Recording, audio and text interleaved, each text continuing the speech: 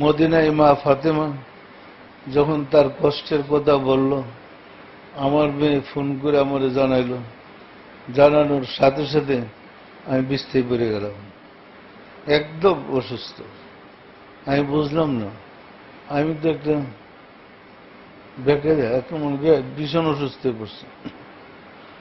তো আমার মেয়ে মেয়েটা আবার টেলিফোনে বড় মেয়েকে কুতুল আক্তারকে বলল, আপনি বাবাকে কি বলছেন? মা ফাতেমার কথা বলছে, ওনাদের কষ্টের কথা বলছে। তো বাবা বিছানায় পড়ে গেছে, অসুস্থ পড়ছে। উনি বললেন ঠিক আছে, আমি মা ফাতেমার কাছে আবার গিয়ে বলতেছি। তখন আবার মা ফাতেমার কাছে গিয়ে বলছে যে বাবা যান, আপনার সংবাদ শুনলে অসুস্থ হয়ে পড়ছে। উনি আবার বলছেন তোমার বাবাকে ধৈর্য ধরতে বলো এবং সাহস রেখে মোহাম্মদ ইসলামটাকে এগিয়ে নিয়ে যেতে বলো।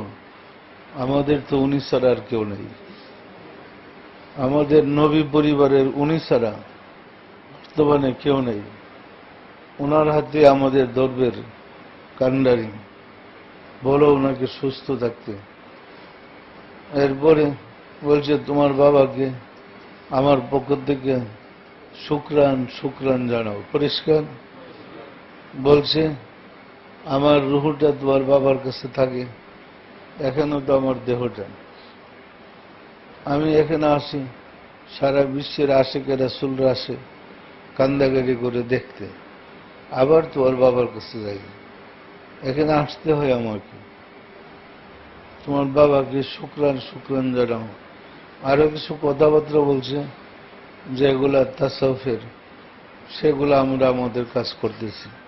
পরিষ্কার পরিষ্কার খটকা লাগে নাকি আপনাদের? যদি খটকা করেন আমি আপনাদেরকে ইমানদার বানাইতে পারবো না।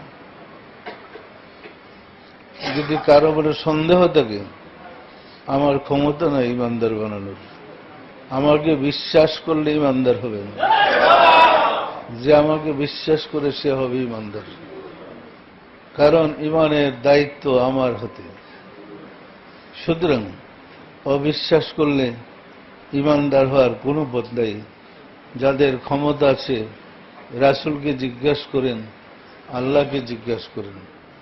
সুতরাং বিশ্বাসের সাথে তরিকার কাজ করেন।